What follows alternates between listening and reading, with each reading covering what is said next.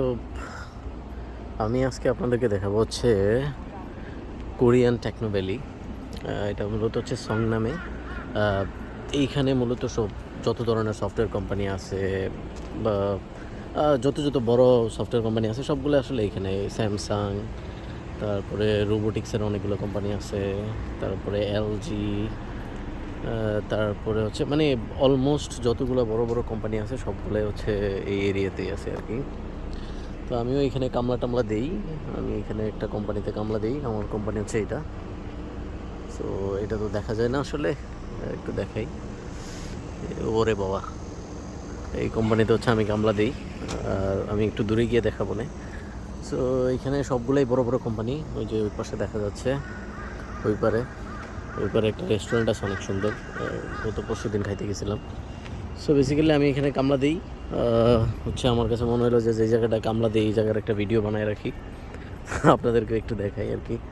তো আমি হচ্ছে ওইদিকেই থাকি, এখান থেকে প্রায় 4 কিলোমিটার দূরে। কারণ এইখানে যেই বাসা ভাড়া, এখানে থাকার মতো এবিলিটি আমার নাই। সো আমি এখানে আসলে, আর কোরিয়াতে বাসা ভাড়া অনেক হাই। মানে এটার মনে হয় বলা হয় পিয়ংয়ন টেকনো ভ্যালি, পিয়ংয়ন মনে হয় বলা হয় এটারে। মানে এরিয়ার নাম হচ্ছে পিয়ংয়ন। এরিয়ার নাম মূলত হচ্ছে সেয়ংনাম, আর পিয়ংয়ন টেকনো ভ্যালি এটাকে বলা হয় আর কি। সো এইখানে মোটামুটি আমার কাছে মনে হয় যে যত বড় বড় কোম্পানি আছে সবগুলাই এখানে আছে। বা কোরিয়ার সব বড় কোম্পানি আসলে এখানে আছে। ইভেন স্টার্ট আপ যেগুলো নতুন নতুন শুরু হয়েছে, এখানে অনেকগুলো স্টার্ট আপ আছে। সো যারা আসলে স্টার্ট আপে কাজ করতে চায়, সফটওয়্যার ইঞ্জিনিয়ারিংয়ে কাজ করতে চায়, তারা এখানে আসতে পারে। তো আমি হচ্ছে এখানে ছোটোখাটো কিছু মনিটরি দিই, শিখি আর কি। মানে আমি আসলে কাজ টাজ পারি না, তো আমি শিখতেছি। আর হচ্ছে ওই যে আজকে হচ্ছে স্যাটারডে, আজকে কিন্তু কোনো মানুষ নেই। তো স্যাটারডেতে আমি হচ্ছে যেহেতু পারি না, একেবারে কিছুই পারি না আসলে, নতুন কোম্পানি, কিছুই পারি না। তো এই জন্য আসছি হচ্ছে একটু ল্যাবে এসে হচ্ছে যেহেতু কিছু পারি না, এই জন্য একটু পড়াশোনা করার চেষ্টা করলাম, শেখার চেষ্টা করলাম আর কি। মনিটর নিয়ে দেই তো। সো কেমনে কাজ টাজ করতে হয়, রোবট নিয়ে একটু লাড়ালাড়ি করলাম, নাট বল্টু একটু ইয়ে করলাম। তো আমার আসলে নাট বল্টু ঠিক করানো লেগেই রাখছে। সো নাট বল্টু একটু ঠিক করলাম আর কি। ঠিক করলাম বলতে আমি তো আর ঠিক করতে পারি না, আমি জাস্ট দেখলাম যে আমি পারি কিনা আর কি। এক একটা রোবটের দাম হচ্ছে ধরেন $80,000, $90,000। সো এত দামি দামি রোবট নিয়ে মনে করেন যে আমার আসলে ভয় লাগে আর কি কাজ করতে, যে কোন সময় যে কোনটা নাট ছিঁড়ে ফেলাই, পরে পরে গিয়ে কোন বিপদে পড়ি এই আর কি। আপনারা দেখেন যে ও ভাই, সো গুড আসলে এইখানে।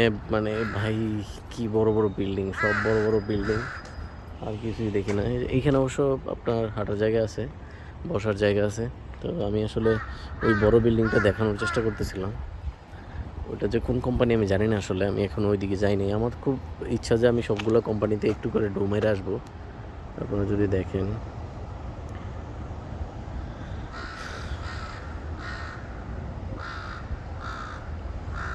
সো এই এরিয়াটা একটু পশ এরিয়া। কোরিয়াতে আসলে আমি এরকম পশ এরিয়া কমই দেখছি আর কি। আপনারা যদি, আমি জুমটা একটু সরাই দিছি, মোটামুটি পশ এরিয়া। এখানে মূলত যারা কাজ করে তারা সবাই engineer, kind of techno engineer. তো আমি তো আসলে দুইটার একটার মধ্যে পড়ি না আর কি। ইঞ্জিনিয়ারের খাতাও পড়ি না, আবার মুনির খাতাও পড়ি না আর কি। তো মাঝখানে করে চিল্লাইতেছি। আর কতদিন চাকরি করতে পারবো এটাও জানি না, কারণ এখানে আসলে মানে ভেরি টাফ আসলে, to be honest. Korean language জানা না থাকলে আরও বেশি কঠিন। আমি যেহেতু কোরিয়ান ল্যাঙ্গুয়েজ জানি না, এটা আমার জন্য আরও বেশি কঠিন আর কি। একটু পার্কের দিকে যাচ্ছি, সো ওইখানেই হয়তো বসবো আর কি। আমি আমার ফেস দেখাচ্ছি না কিন্তু ভিডিওতে, যদিও আমার হয়তো আমার ইউটিউব চ্যানেলে অনেক ভিডিওতে আমার ফেস আছে, বাট ইদানিং আমার চেহারাও তো সুন্দর না, দেখাই কী করুম। প্রকৃতি দেখেন, এটা আরও বেশি সুন্দর আর কি। সো আমি যখন প্রথম ইন্টারভিউ দিতে আসি, তখন ওইদিকে একটা উঁচু জায়গা আছে, মানে একদম উপরে একটা বসার মতো জায়গা আছে, একদম উপরে। তো ওইটার মধ্যে গিয়ে আমি শুয়েছিলাম আর কি। আমি খুব ঘুরে চলে আসছিলাম, টাকা পয়সা ছিল না তখন, খুবই গরিব ছিলাম। এখনও গরিব, এখনও টাকা পয়সা নাই। সো তখন আসলে আমার একদমই টাকা পয়সা ছিল না। মানে এইখানে এসে যে এক রাত্র থাকবো, মানে হচ্ছে থাইকা নিজে হচ্ছে ইয়ে করবো, ওইরকম ছিল না।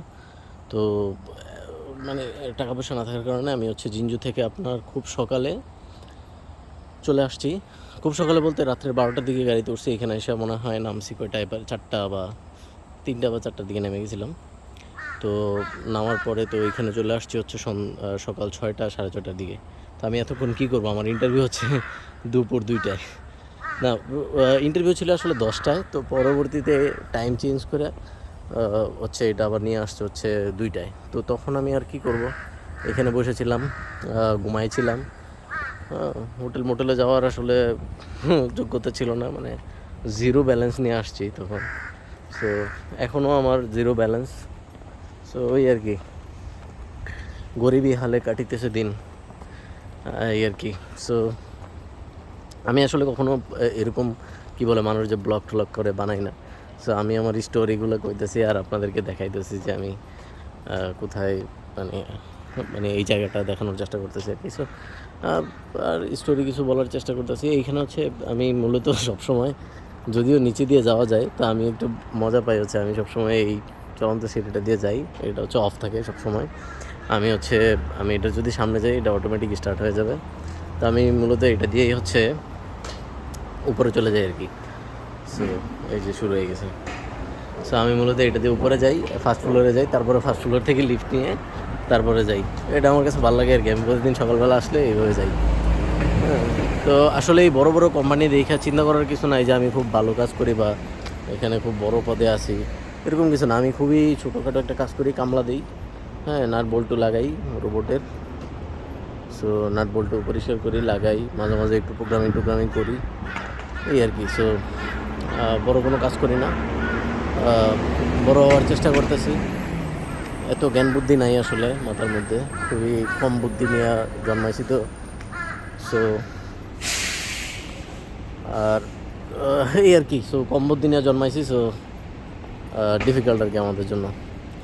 আর বাই দ্য ওয়ে হচ্ছে জিনিসটা হচ্ছে আমি আসলে এটা দেখাইতাম না, বাট আমার কাছে মনে হলো যে এই জায়গাটা আমার কাছে খুবই ভালো লাগছে আর কি, যে এত পশ এরিয়া। কোরিয়াতে নর্মালি আমি আসলে এরকম এরিয়া খুব কমই পাইছি। হ্যাঁ, যেমন ধরুন একটা লুক দেখতে পাচ্ছেন, আজকে কোনো লুক নেই, কালকে আবার যদি আসেন এই সময়ে তো আপনি এখানে মানে মানুষের গড়াগড়ি অবস্থা। সবগুলো কোম্পানিতে ফুল অফ পিপল। সো আমি আপনাদেরকে আসলে আমি যেই জায়গাটাতে যে আপনাদেরকে বললাম যে আমি যেদিন ইন্টারভিউ দিতে আসছি সেদিন আসলে আমি কোথায় ছিলাম, আমি ওই জায়গাটাতে আপনাদেরকে নিয়ে যেতে চাই। যদিও এখন সিগন্যাল হচ্ছে রেড, বাট আমি একটু ওইদিকে গেলে মানে রেড সিগন্যাল থাকলেও পার হয়ে যেতে পারবো আর কি, মানে সমস্যা হয় না। কারণ ওই জায়গাটাতে ওই যে লাল আর কি বলি হলুদ বাতি জ্বলতেছে নিতেছে, তার মানে হচ্ছে আপনি এদিক সেদিক তাকাইয়া যদি হচ্ছে রাস্তাটা ক্লিন থাকে তাহলে আপনি উঠে যেতে পারেন। সো আমি হচ্ছে প্রথম যেদিন আসছি সেই দিন আসলে আমি কীভাবে আসছি আমি এটা দেখে, আমি রাস্তা পার হয়ে যাচ্ছি। সো তো আমি প্রথম যেদিন আসছি আইসা হচ্ছে এই কোম্পানি দেখে আমি তো কই আমার তো জীবনও চাকরি হবো না, আমি পারি না কিছু আগামাতা কিছুই পারি না, আমি তো একটা বলদ, আমার মাথায় বুদ্ধি নেই। সো এখানে আসছি, আইসা হচ্ছে যেহেতু দূর কিছু পারি না, তখন আমি চিন্তা করলাম যে কিছু যেহেতু পারি না যাই একটু গিয়ে ঘুমাই। তখন হচ্ছে আমি এই জায়গাটা দিয়ে একদম উপরে উঠছি, একদম টপ। আপনার হচ্ছে আমি এখন টপে যাওয়া আমার জন্য টাফ, মানে অনেক আচ্ছা ঠিক আছে যাই, তারপরও গল্প করি। তো বেসিক্যালি হচ্ছে এটা দিয়ে আমি একদম উপরে একটা শোয়ার মতো জায়গা আছে, শোয়ার মতো না আসলে বসার মতো জায়গা, বাট আমি আমার হচ্ছে ব্যাগটা মাথার নিচে দিয়ে একদম ঘুমাই গেছিলাম। সো মনে হয় আধা ঘন্টা 1 ঘন্টা ঘুমাইছি, তারপরে ওইটা আমার কাছে মোবাইলেও ওরকম চার্জ ছিল না, তো আপনার হচ্ছে ছিল পাওয়ার ব্যাঙ্ক ছিল, তো পাওয়ার ব্যাঙ্কের সাথে মোবাইল কানেক্ট করে দেন হচ্ছে একটু কি বলে কোরিয়ান ল্যাঙ্গুয়েজ শেখার চেষ্টা করছি আর কি। যদিও আমি কোরিয়ান ল্যাঙ্গুয়েজ পারি না, এখনও পারি না, শেখার চেষ্টা করতেছি। জীবনে আসলে এখন কোরিয়ান শেখা ছাড়া আর কোনো রাস্তা নাই, কোরিয়াতে থাকতে হলে কোরিয়ান শিখতে হবে। আর সত্যি কথা বলতে আমার জীবনে আমি সবচেয়ে বড় যেই ভুল ডিসিশনগুলো নিছি তার মধ্যে এই কয়েকটা ছিল। টুফেলে অনেক ভালো স্কোর ছিল, জিআরইতে খুবই ভালো স্কোর ছিল, তো আনফর্চুনেটলি আমার কপালে, আর সত্যি কথা বলতে কিছু কিছু ক্ষেত্রে ভাগ্য লাগে, তো আমার ভাগ্যে ইউএসএ বা কানাডা লেখা নাই। কানাডাতে স্কলারশিপ পাওয়ার পরেও যেতে পারিনি। শুধু স্কলারশিপ না, ফুল স্কলারশিপ পাওয়ার পরেও এক্সট্রা কিছু টাকা থাকে, তাও হচ্ছে আমি আনফর্চুনেটলি আমার নিজের ভুলের কারণেই আমি যেতে পারিনি। সো কী করার, থাকতে হবে কোরিয়াতে। তো এখন শুরু করছি হচ্ছে আপনার কোরিয়ান ল্যাঙ্গুয়েজ শেখা। সো এই জায়গাটা একদম নিরিবিলি, কোনো মানুষ ছিল না। এই যে এটা অনেক উঁচুতে, বাট বিল্ডিংগুলো মনে করেন যে এত উঁচু যে আমি প্রায় 4-5 তলাতে উপরে চলে আসছি, তাও মনে করেন বিল্ডিং আরও বিশাল বড় আর কি। সো এই আর কি, আমি আপনাদেরকে একটু যদি দেখাই, এই যে আমি হচ্ছে এদিক দিয়ে আসছি, আপনার এদিক দিয়ে ওই নিচ থেকে উপরে হাঁটতে হাঁটতে এখানে আসলাম। তো আমি প্রথম যখন এখানে আসছি তখন কিন্তু আমার এটা আসলে ছিল না আর কি, আমি জানতাম না যে এই জায়গাটা এরকম আছে। তো আমি এই জায়গাটা সুন্দর দেখে, গাছপালা দেখে আমি চিন্তা করলাম যে ওকে যাই, উঠে এখানে এসে ঠিক এই জায়গাটাতে, এক্স্যাক্টলি এই জায়গাটাতে হচ্ছে আমার রাখছিলাম, ব্যাগটা রাখছি, রেখে ঘুমাই গেছি। সকালবেলা তো রোদ ছিল না, তো পরে হঠাৎ করে রোদ চলে আসার পরে আর কি করার, উঠে গেছি। ওইটা হচ্ছে মোবাইলে পাওয়ার ব্যাঙ্ক লাগাই, দেন একটু কোরিয়ান ল্যাঙ্গুয়েজ পড়ছি। ইন্টারভিউর পড়ি নাই, কারণ আমি জানি যে আমি ইন্টারভিউতে টিকবো না। ইন্টারভিউর পড়া হারাম, এক ফোটাও পড়ি নাই। সো ইন্টারভিউ প্রিপারেশন নেই, যেহেতু টিকবো না ওই আশাবাদ দিয়ে দিছি, সো পড়ি নাই। ফর্চুনেটলি আমি লাকি যে ইন্টারভিউতে যেই কোশ্চেন করছে ওগুলো আমি পারছি। কেমনে পারছি জানি না, বাট জানি আর কি, কুতুর শিখছিলাম, জানি ওই শিখার থেকে একটু একটু করে কইছি আর কি। এই ঠিক আছে, এই হলো আমার স্টোরি। এখন মনে করেন কামলা খাড়ি। তো আমার হচ্ছে অবশ্য কামলারা বেশি স্যালারি পায় এখানে, আমার চেয়ে অনেক বেশি স্যালারি পায়। তো আমি নতুন কামলা, সো নতুন কামলার নতুন মতন স্যালারি দেয় আর কি। ঠিক আছে, অনেক কথা কইলাম, খাস বাংলায় কথা কইলাম।